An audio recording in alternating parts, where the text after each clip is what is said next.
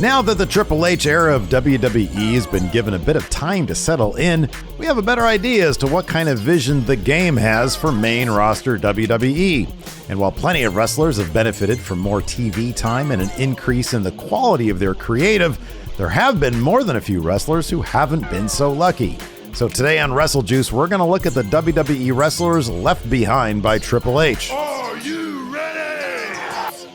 Hey friendo, Steve here. Welcome back to Wrestle Juice. Today we're talking about wrestlers who have been left behind during the current Triple H era of wrestling. First up, the 24/7 division. Now the 24/7 title literally has not changed hands on television since Triple H took over. I don't know if it's appeared in the background or if they've done anything else with it on TV. That's not to say the title has been abandoned. It actually has been showing up at live events, and it's been sort of used in a comedic way, similar on TV, where it'll change hands a bunch. Dana Brooke comes in with it, loses it a couple times, and then she walks out with it. This has gone down at several live events, but the 24/7 division seemingly has been whittled down to her, Tamina, and Nikki ASH. Now that Nikki ASH is being brought back to the Nikki Cross character, chances are she won't be involved in that anymore. They also involve referees. Several WWE referees have won the 24/7 title at live events. I think it's changed hands around 20 times since it's been taken off of TV. Akira Tozawa, who used to be a staple of the 24/7 division, has been making sporadic appearances on Main Event, losing to the likes of Cameron Grimes, Mustafa Ali, Shelton Benjamin, and R-Truth. I'm tired! R-Truth also used to be like the main guy of the 24/7 title division. However, he has obviously managed to escape the 24/7 black hole. He's been on TV quite a bit. Recently, he was injured during his match with Grayson Waller. Hopefully, he'll be back soon because R-Truth is the best. The other sort of standout in the 24/7 division back in the day is, of course, Reggie, who was oddly a favorite of Vince McMahon's. All the acrobatic stuff that he did was actually kind of cool, and he had a decent love relationship thing storyline with Dana Brooke, but that's all done. He's only had one match since Vince McMahon left, and that was a loss to Shelton Benjamin on Main Event. He hasn't been at live shows or kind of nothing else. You haven't really seen him on TV, so who knows what that means for Reggie. As far as the 24/7 division is concerned, who knows if that's ever going to be back on TV. I wouldn't bet on it. Hello, Steven. Hey Rob, what's up? Yeah. Nikki just threw the 24/7 title in the trash on Raw. Wait, are you being for reals right now? Yeah. What do you want me to do? Next up, Lacey Evans. So if you guys remember earlier this year, she came back from having a kid, and Vince McMahon and WWE seemingly had plans for like this inspirational babyface run. They were cutting these vignettes where she would get all emotional, talking about a life growing up under fairly harrowing circumstances. And after she cut all these awesome vignettes where she was opening up about the real Lacey Evans and what it was like to come up in abusive situations, Vince McMahon just sort of turned around and made her a bad guy. So seemingly they tried to make her look like somebody who had grown up in these abusive situations and now was like an awful person because of it. It was confusing to say the least. Even Lacey Evans looked fairly confused when she would be walking out, and after all these weeks of babyface promos, she'd have to run down the crowd.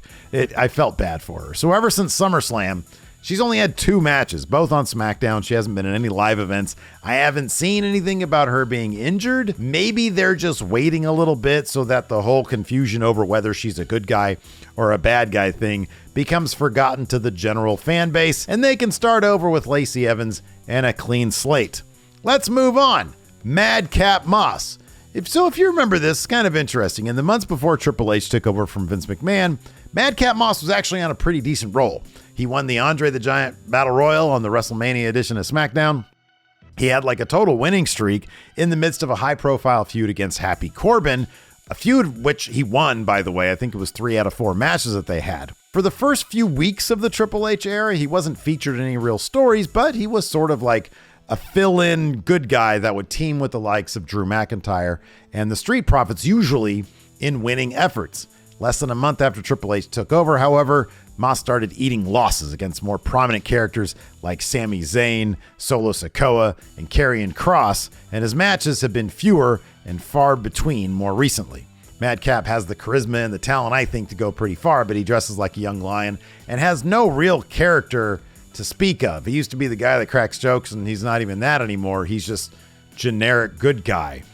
Maybe if they give him something to chew on, a character, a gimmick, something, not telling jokes, but something else, maybe he'll start to get over with the fans, because otherwise he's just default good guy who doesn't do much of anything else. Now, there were a few wrestlers on WWE's roster that Vince McMahon would go to constantly, seemingly simply because they're reliable, they'd have been around a long time, they probably knew the system really well, and he could rely on them to be a good hand. Natalya stands out as that type of person, somebody who usually loses, but she continually is in the mix. And under Triple H, Natalya is still usually in the mix one way or another. She's about to have a thing, I think, with Shayna Baszler.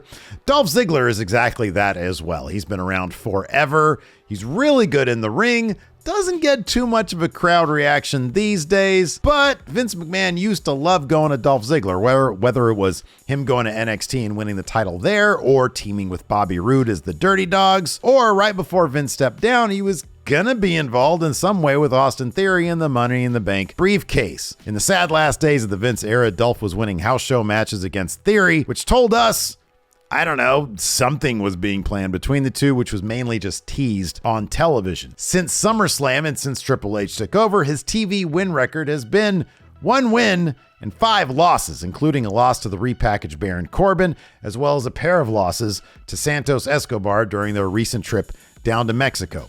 What that means for Dolph Ziggler going forward, who knows? He doesn't get much of a crowd reaction anymore. He can still be fairly entertaining, and he's still amazing in the ring. It's just, will Triple H care enough about what he does as a character to feature him on TV in a prominent role?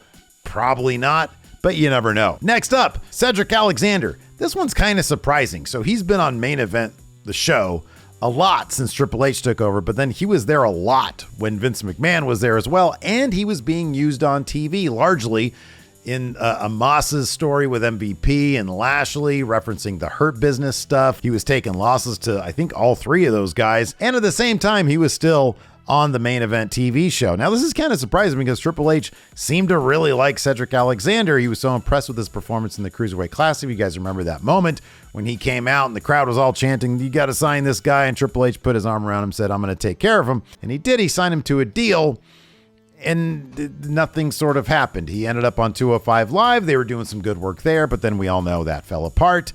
There's a lot of parallels between him and his fellow 205 alumni, Mustafa Ali. However, we did see them briefly as a tag team. Mustafa Ali now is a solo guy trying to go after Seth Rollins and that U.S. title. So hopefully it's a case of just wait and see, and maybe we'll finally get the Hurt Business back together. I mean, that'd be a great spot for him if they did that. I know Lashley has spoken about wanting to put them back together.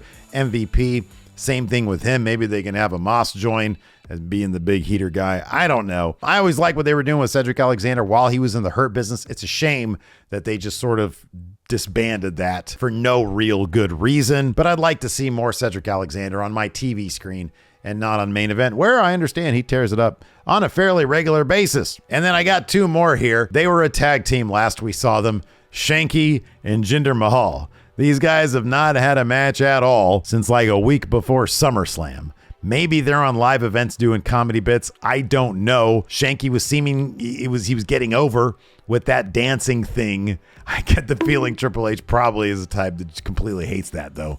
So, I don't know what's going to happen with Shanky and Jinder Mahal. Jinder Mahal's one of the dudes, he's been around for a really, really long time. Maybe Triple H will find something for him. Maybe he'll put them together again as a tag team, but I have no idea. They've had like 1 match since like a week before SummerSlam. It's been a really, really long time. No live events, no nothing else. So I don't know how that's all going to work out. Anyways, that's going to do it for this edition of WrestleJuice. Thanks so much, everybody, for tuning in. I appreciate it. Check out this video right here. And until next time, we'll see you over there.